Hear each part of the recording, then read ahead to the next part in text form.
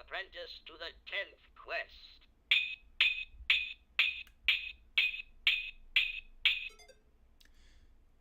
Welcome, apprentice, to this episode of the Gamer's Den, where we will be taking a look at something completely different.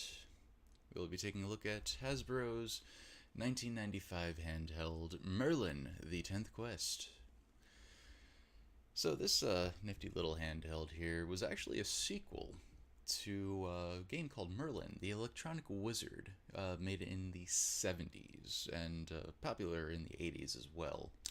Now, I have not gotten my hands on the original, so I can't comment on that one too much.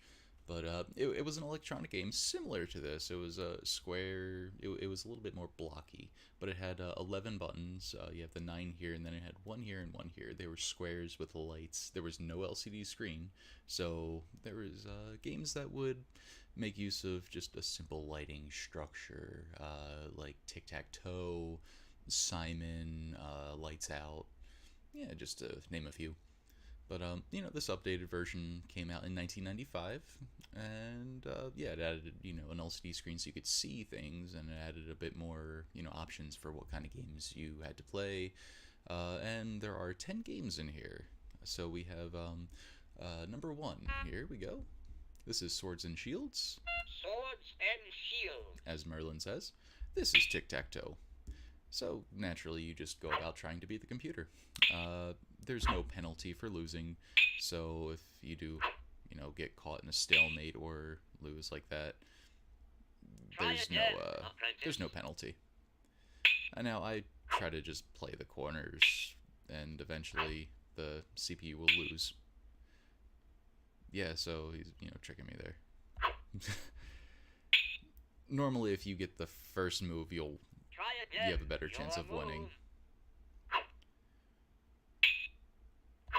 Come on. Tic-tac-toe should not take this long. There we go. And you're done. Excellent, apprentice. Now, when you beat a game, the icon stays lit at the top, letting you know that you have completed it. So you want to beat all of them. So you have, like I said, there was 10 games. And each game corresponds to a number on the pad. And once you beat the 9th one, you get to play the final game.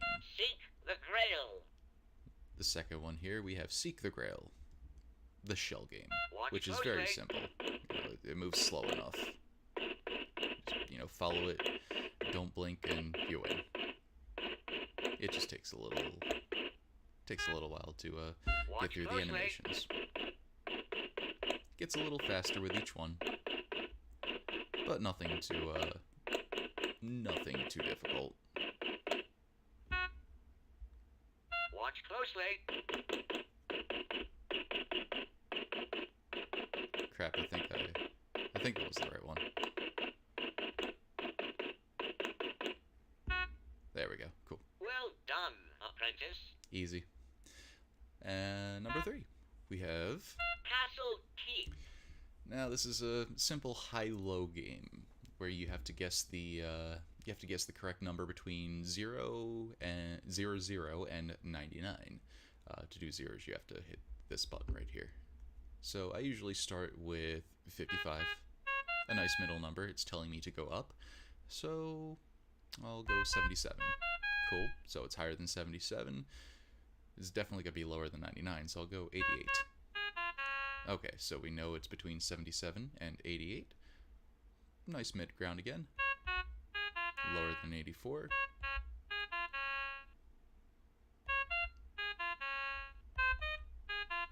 Are you serious? Try again. You have a limited amount of moves to do this in. So, okay, cool. That got a big chunk out of there. Lower than 11. Okay. 7. Really? Excellent, Cool. Squire. I think 6 is the maximum amount of moves you have. Alright, now we are on to game number 4. Spellbender. Now, this is a memory game, which I'm probably not going to talk too much during, because I have crappy memory if I don't pay attention. This game is a matching game. You have 18 tiles. You have 2 pages of swords and shields, and just shields. Yeah, it's yeah, just there you go. You have to memorize the patterns, the sounds. So that one's the hard kind of going around there. I call that one musical spinnies. I call that one farting. Hard musical spinnies farting. Musical spinnies, cool.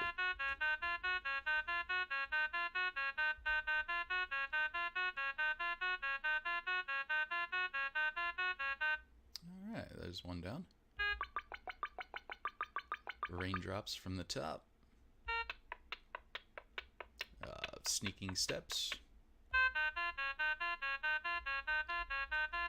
Outward music. Raindrops from the top. Alright, cool. Mystical. That's what I call that one anyways. And that completes page 1. So we have the hard one left, farting, mystical, and the outward one. No? There we go, cool. That wasn't on the first page.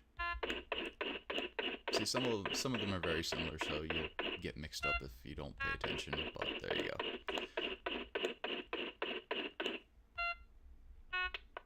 Alright, cool. Sneaking steps was right here.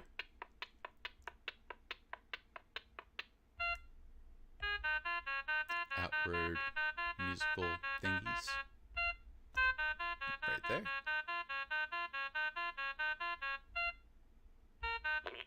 Farting.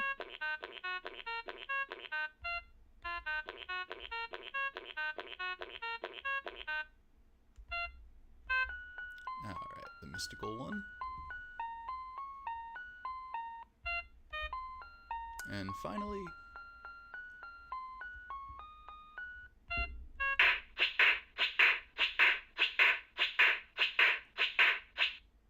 I don't even need to give that my name. In my head, I call it the Excellent, because Squire. the noise. Alright, that's probably one of the more difficult ones. Usually when I play, I tend to do that one first, just to get it out of the way. Alright, now we are on to number 5. Mindcaster. This is a number placement game. So you guess certain numbers. I tend to go with just in a succession, 1, 2, 3. None of those were in there. Okay, 4's in the correct place, and it's in that sequence. So it's 4 something something. Just to give me a little bit more options to see which numbers are in there. I'll forget about 4 right now. Okay, so it's 4 in the first place, 9 in the last place, and I didn't do 0, so 4, 0, 9. Excellent. There we go. 1, 2, 3, 4. No. 5, 6, 7, 8. Alright, so 5 and 6 are in the sequence, but they're not in the right place. Leaving 9 and 0, so it's 5, 6, 9, and 0 in here. So let's do 0, 9, 6, 5. 6, 5, 9, 0. Really? 9, 0, 6, 5? 9, 0, 5, 6. Try again. Really? Squire. Lame. 1's in there. 1, 6, 7, 8. 6.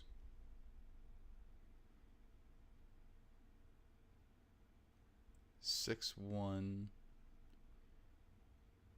8, 7. Well done. There we go. And finally. Alright, 1. 5's in the last spot, so I'm going to say like 1, 5.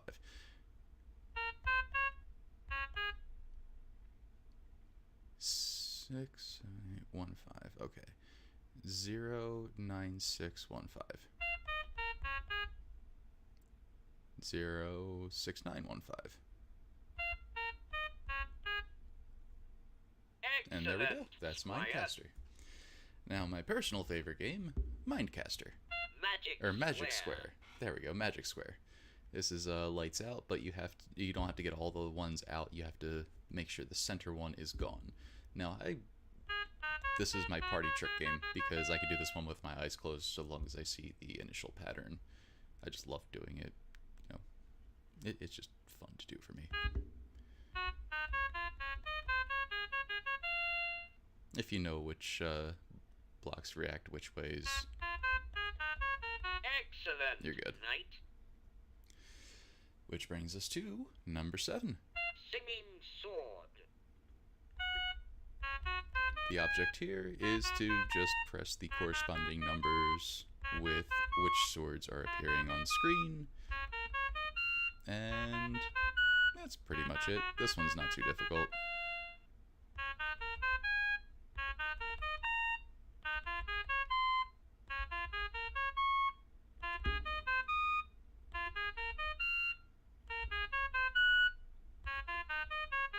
There we go. Round 2's done. It doesn't really get harder or faster, it just has more swords you have to hit. This one's not too difficult at all.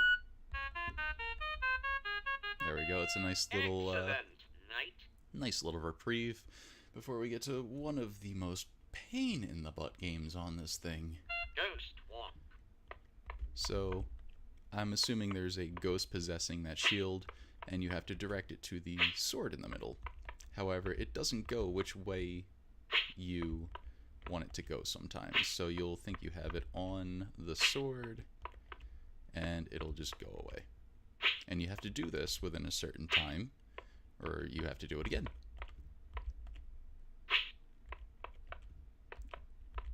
Now, the really big kind of pain is the game saves your time.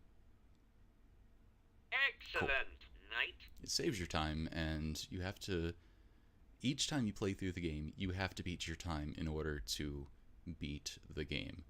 So eventually it's to the point where you just get pissed off and, take the batteries out, let the time reset, and, win again. Finally, we have Dragon dance. where, sort of like singing swords, you have to match up or press the corresponding arrows and hit the right spot. And again, you have to do this within a certain time. Eventually you'll have to beat your own time, and it gets incredibly frustrating, especially with this one, because you get to a point of anticipation and sometimes you'll hit the wrong one.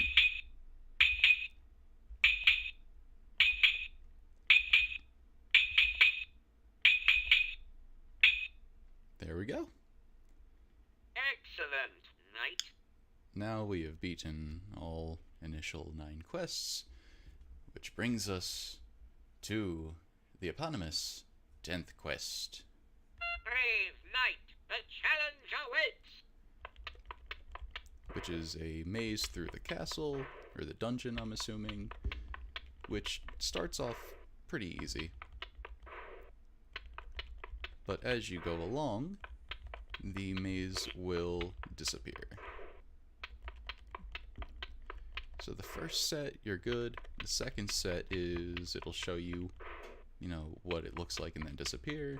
Easy. And the third round of mazes, you have to remember what the layouts were, sort of, because, yeah, it'll do that. So, no, I went the completely wrong way.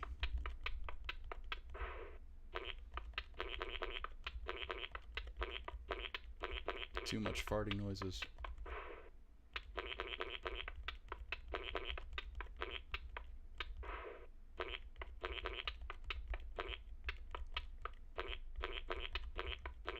I used to know these almost by heart.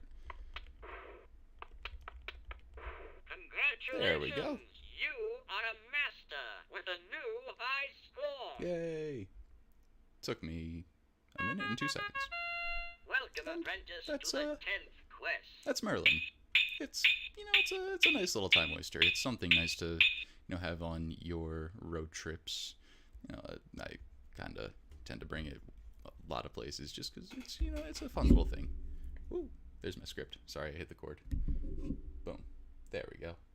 So yeah, it's this has been a little Gamer's Den Quickie. Hope you enjoyed that, and if you see this out at a flea market somewhere for $5 or so, it's definitely a good little pickup. Thanks for watching.